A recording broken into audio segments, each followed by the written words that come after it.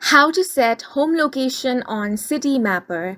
Hi guys, welcome to our channel. Let's begin. In this video, I will guide you on how you can set home location on Citymapper. For this, you want to open the Citymapper app on your device. If you don't have this application, you can very easily download it from Play Store or App Store. Once you have open the application, make sure to sign into your account. Now, if you want to set your home location, you can tap on the option of Get Me Home. Then it will prompt you to set your home. All you have to do is type in your home location.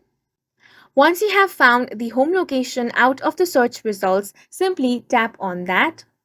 Now, check if the location you have entered is correct. If it is, you want to tap on this green check mark. As soon as you do that, your home location is now successfully saved, and this is how you can set home location on Citymapper. And that's it for this video. If you found it helpful, please make sure to hit the like button and subscribe for more videos like this.